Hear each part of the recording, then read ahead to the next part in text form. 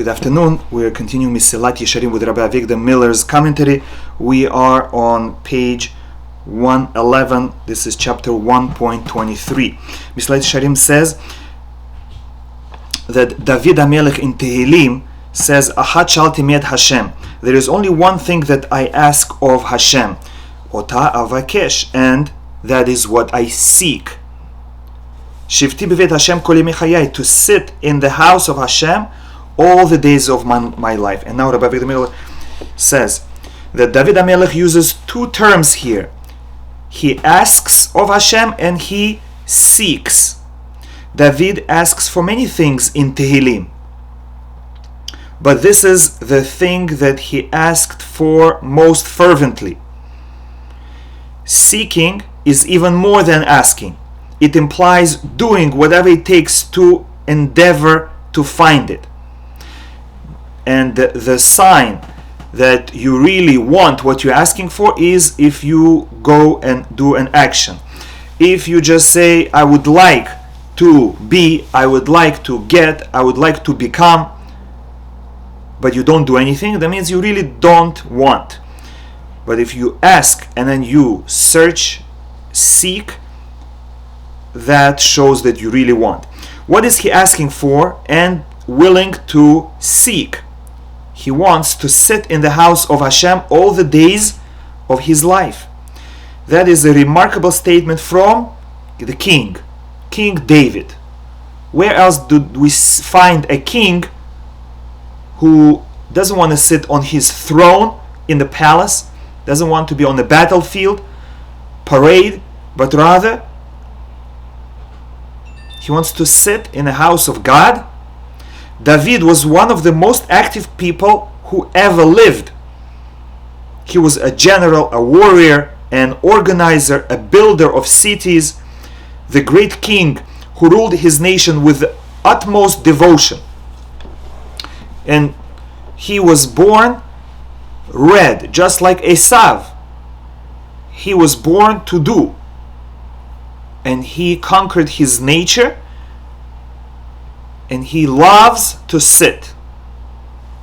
And this busy man said that this is what he seeks more than anything else, that he should be able to sit whenever he could, as long as he could, in the house of Hashem. And there's a story in the Talmud about one rabbi who inherited great wealth from his father. He had 1,000 cities, villages, with thousands of workers, fields, factories. And he said, I'm not interested in running all that. He appointed managers and he went and he learned. To the point that nobody knew who the owner of all this property is.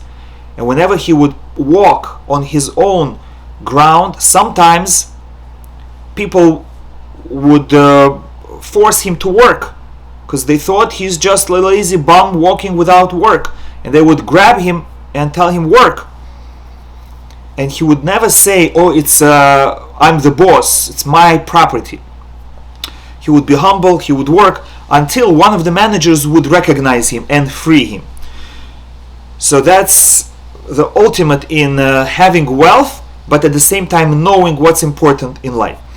Imagine a businessman somewhere in mid-Manhattan, in his skyscraper office, busy with big deals, but his heart is back somewhere in Brooklyn, in his synagogue. He is longing to get back there. Suppose there would be a legal holiday. Where would he be? That is where he would be, in the synagogue in the middle of Brooklyn. Of course, if he says he's yearning for his synagogue, but when the legal holiday comes, he is on his boat, motorboat, that's not sincere. But David, wherever he was yearning to come back to the house of Hashem. And that is what he actually sought. Rabbi Avigdor Miller says that when people say, yes, I love Torah, I love learning, the test is, what do they do on Sundays? Okay, fine, you're working the whole week. But what do you do on Sunday when you're off? Do you say, oh, it's my only day off, therefore I have errands to run. I have to spend time with my family, my children, shopping, everything else except for Torah. So that means it's all bluff. If you say, I love learning, but I can't because I work full time, so then such a person will be found in the synagogue on a Friday night. After the meal, he goes to the synagogue and he learns. Shabbat morning, before Shacharit, you find him in synagogue before prayer, learning. After the meal, Shabbat afternoon, you find him not on his couch, you find him in the Beit Midrash learning. Sunday, the whole day, you find him in Beit Midrash learning. Such a person, you can say, he is Ben Torah. He really loves Torah, he loves learning. Whenever he can, he learns. That is his main occupation. Whenever he cannot, he does other things. Of course, you can be close to Hashem anywhere. But one of the ways of seeking Hashem is to seek out this kind of geographical closeness. The physical closeness of sitting in the house of Hashem can be used as a means of attaining actual closeness to Hashem. As Talmud in Brachot says, that Rabbi Yuhanan became surprised when he met Persian people from Bavel who were old. And he said, I didn't know that those who live outside of Israel can live for a long time. I thought only in the land of Israel you can be old, live a long life. Why? Because we say in Shema, Liman yirbu yemichem ve'mivnechem ala adama shenishba Hashem le'avotechem, so that you live a long life on the land that Hashem promised to your forefathers. So only in the land of Israel you can live a long life. How is it possible that people in Bavel, in Persia, live a long life? And they answered, because these people, they come to the synagogue early in the morning and they leave the synagogue late at night. Because they spend a lot of time in the synagogue, in the Beit Midrash, it is considered for them as if they are in the land of Israel. And just like the land of Israel is a segula to live a long life, so too being in the synagogue is a segula for long life. So we see here that the house of Hashem, the synagogue or the Beit Midrash, is actually like you are in the land of Israel. And it's as if you are in the actual house of Hashem in Beit HaMikdash. So someone who enters the synagogue, we bow down, we with respect, we don't use our phone, we don't talk mundane words, as if we are in Beit HaMikdash, in Yerushalayim, in Eretz Yisrael. So it is true, if you sit in a synagogue, it's as if you're sitting in Beit HaMikdash, as if you are really close to Hashem. Another aspect of the physical closeness which is being hinted to here is the importance of living in the Jewish community.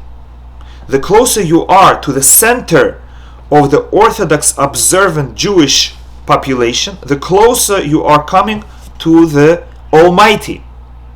Hashem loves Jewish people. The more Jewish people, observant Jewish people in a location, the greater divine presence is in that location.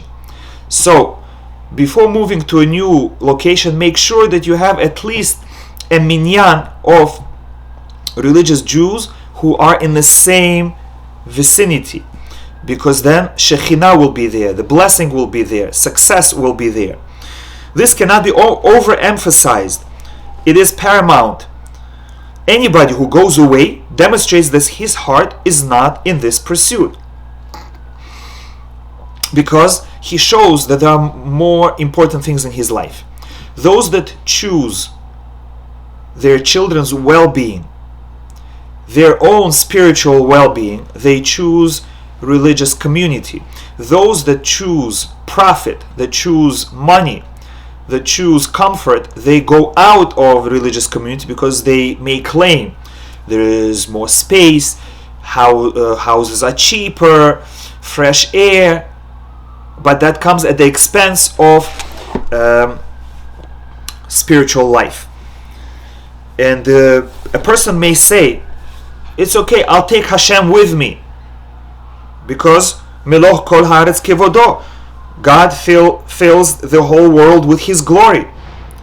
But that is really self-deception, because we're learning here that geography is important in this quest after Hashem. If you want God, follow the Jewish people, follow the tzaddikim, follow the yeshivot, follow the synagogues.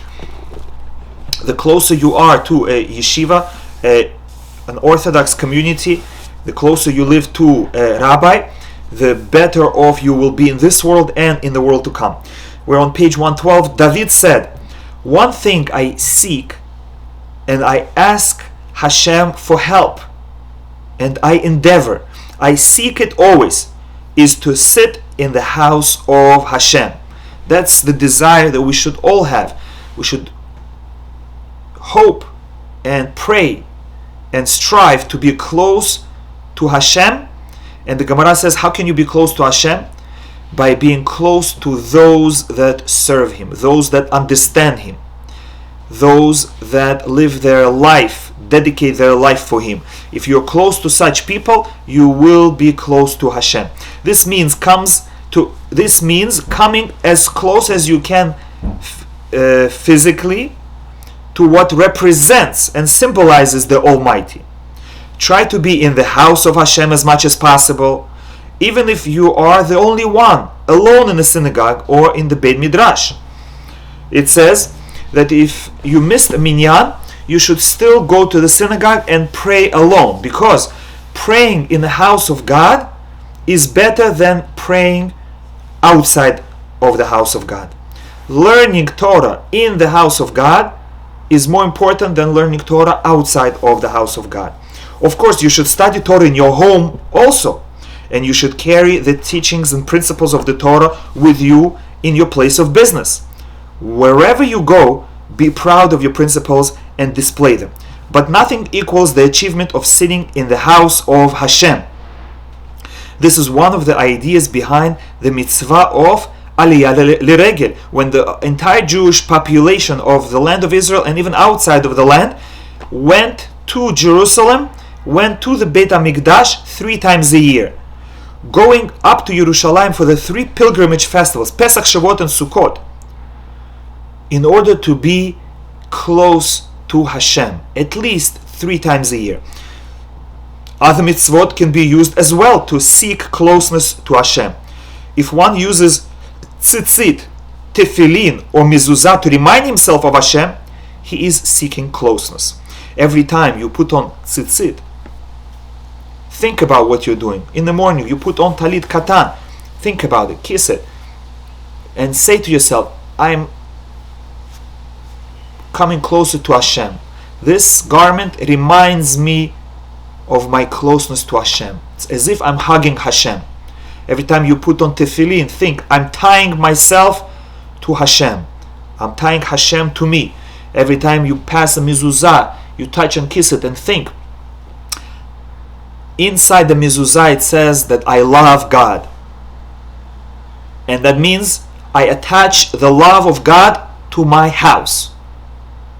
To my most precious physical possession, I attach love of God.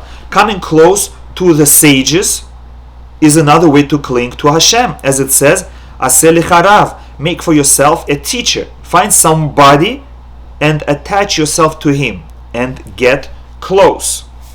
Now, there is a note at the end of the chapter.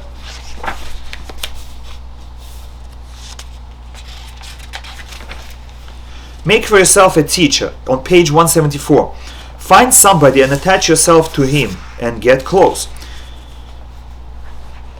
Rabbi Victor Miller says in one of his lectures, it is not enough merely to avoid the wrong company, but it is the utmost necessity to find the right company. In Chovot HaLevavot, it talks about the midah of hitbodedut, being by yourself. How great it is to be alone. How much you can accomplish by solitude. You're not gonna just chatter away your time. You're not gonna laugh. You sit, you think about life without the phone, without idle chatter, and you make plans to improve your future. You can meditate, you can acquire the great levels of knowledge of Hashem.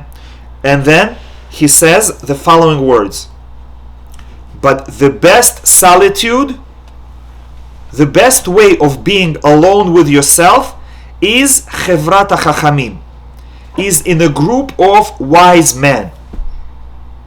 You hear that? The best solitude is to be together with chachamim, the sages. The best way to be alone is to be together with the right people. Even better than to be alone is to have good people next to you. And so that brings us to a very big subject which Hashem wants us to study more than anything else, and that is uvotid bak. You should cling to Hashem. You should be together with Hashem. What does it mean? That's a very important subject. Everybody talks about deveikut, attaching yourself to Hashem. What does it mean? Mesilat Yesharim said, every man should aspire to perfection. That's our purpose in life. Now, many religious Jews don't know that. But listen to that great teacher. He knows all about it. You can believe him. He said perfection. Hashem wants perfection. He wants you to become the best you can become. That's your job in life. As it says in the Midrash, the purpose of mitzvot is to make you perfect in emunah, perfect in belief in Hashem, in loving Hashem, perfect in clinging to Hashem. Mesilat Yesharim says as follows: the very greatest form of perfection is to be close to Hashem. As David says, as far as I am concerned, the biggest good in the world is to be close to Hashem. That is the real perfection. That is the real good. Anything besides that, anything that people think is good, is only a deception.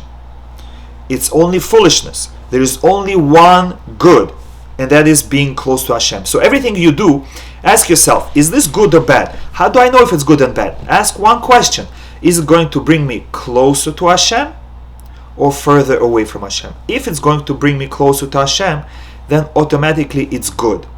If it's going to bring me away from Hashem, it can even look like a mitzvah, but if it's going to bring me away from Hashem, then it's not good. I shouldn't be doing it. What does it mean to be close to Hashem? The Gemara says you should cling to Hashem. It means to cling to wise men and to the students of yeshivot. That's called clinging to Hashem. If you hear of a man who goes out into the street looking for Hashem, that he is mivakesh Hashem, where can he find him? Maybe in nature? No, you're not going to find God in nature. Don't fool yourself. Who knows where I'll find Hashem? Maybe in place where they play music, I'll be inspired. Forget about it. You want Hashem? Go to the places of Torah, to associate with B'nai Torah, with real Talmidei Chachamim. That's Kirvat Elokim. That is closeness to Hashem. This is a very important principle. Our instinct of looking for company really doesn't mean any company. Hashem implanted in us that we want to be around people. Solitary confinement is the worst punishment. Why? Because we know that we need company of other people. But not just any company. You must spend your days in good company. Just like any desire, it can be used for good or bad. I have a desire to be close to people. That desire can be used for good. I'll find good people to be close to. And even if they don't invite me, I will join them. I will ask to be accepted. and I'll stay on the side and listen, or I can misuse my desire and attach myself to bad people. Chas v'shalom. It's worth paying double rent to live in a house next to a Ben Torah, a Talmid Chacham. When people move to a neighborhood and only then they look for a synagogue, that's a tragedy. First look for a synagogue, for a yeshiva, and then you move. As it says, "Aseh lecha rav ukne lecha chaver." Make a rabbi for yourself and acquire a friend. So before moving to a new community, you check out, is there a rabbi who I can follow, and are there friends that I can be close to that are good? These are the most essential things in life, more important than where your house is going to be or what kind of furniture you're going to have. Unfortunately, people spend more time looking at houses and choosing furniture than looking for synagogues, choosing a rabbi, choosing a friend. The most essential thing is with whom you will associate, with whom your children will play. And therefore, the feeling of searching for company, the instinct of the human heart, you must have somebody with whom to spend time. It should be utilized. Spend time together with Talmidei Chachamim. And now, we go to chapter 1.24 on page 112, closeness through thinking. One of our primary methods of clinging to Hashem is to constantly be thinking about Him. This is one of the 6 constant mitzvot. Every time you think about Hashem, you get a few mitzvot right away. You get the one mitzvah of being aware of God. You get a second mitzvah of knowing that there are no other powers beside Him. You get a mitzvah of knowing that He is one. And you get another mitzvah loving God. And you get another mitzvah fearing God. And you get another mitzvah staying away from sin. Because as long as you think about God, you're going to stay away from sin.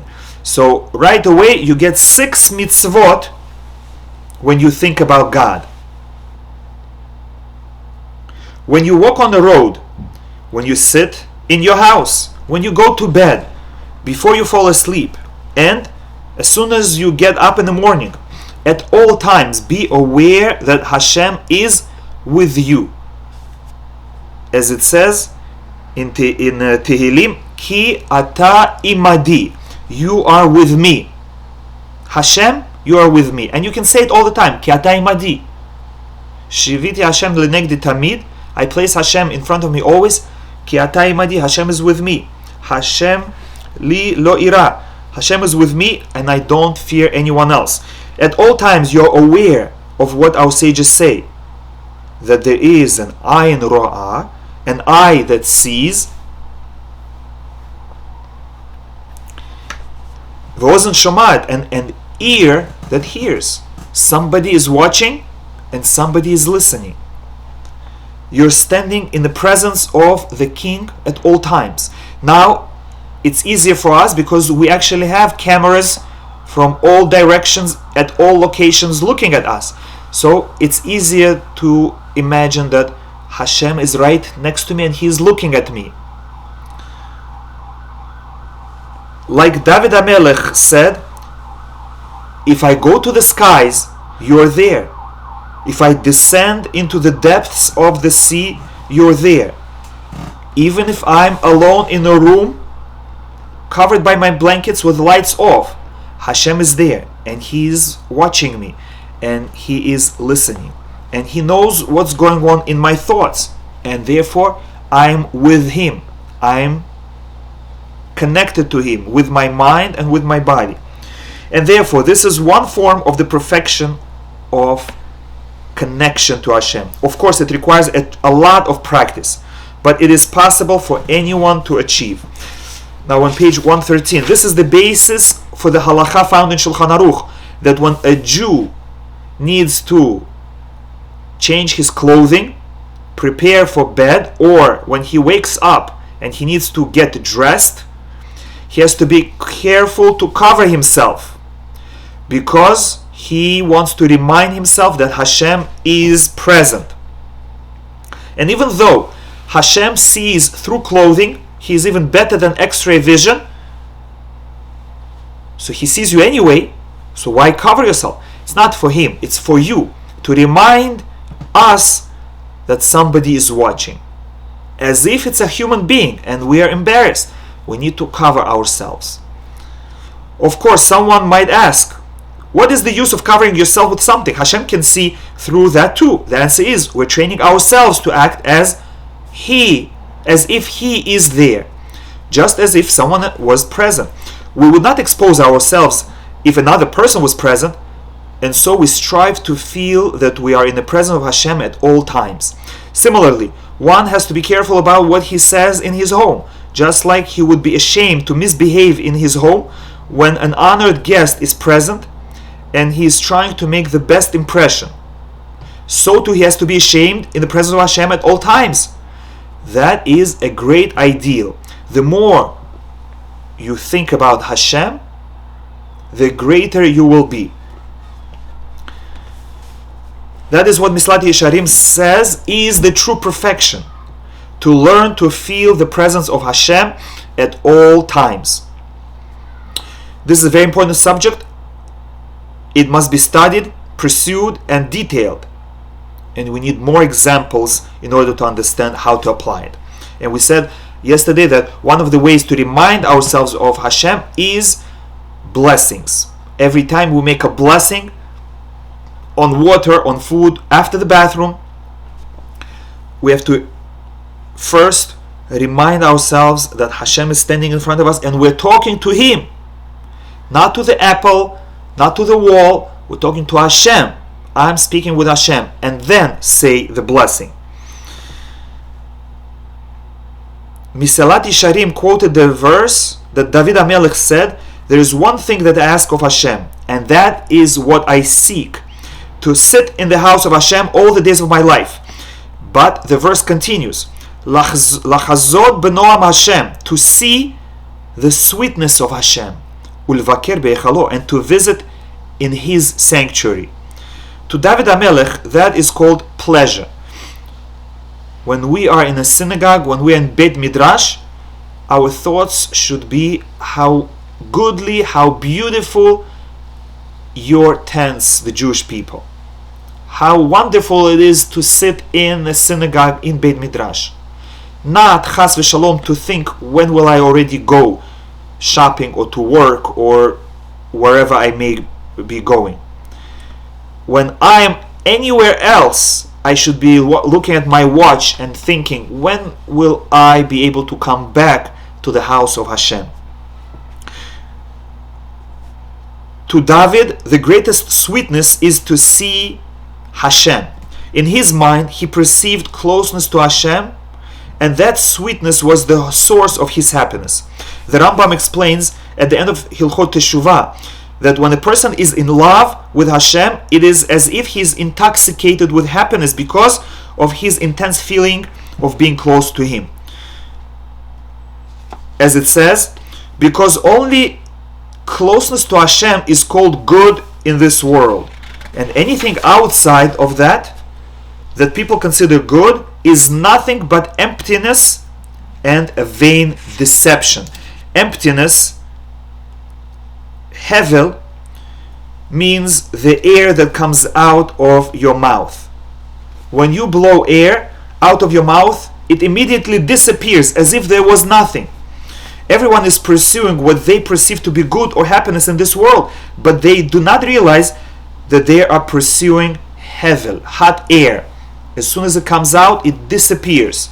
As soon as you achieve your physical goal, it's no longer wanted by you. You want something else because you saw, you touched it, and it disappeared. So now you want something else. The only true good is to pursue closeness to Hashem. However, he says, do not think that now that you have heard this and you made up your mind that it is all settled. Rather, it requires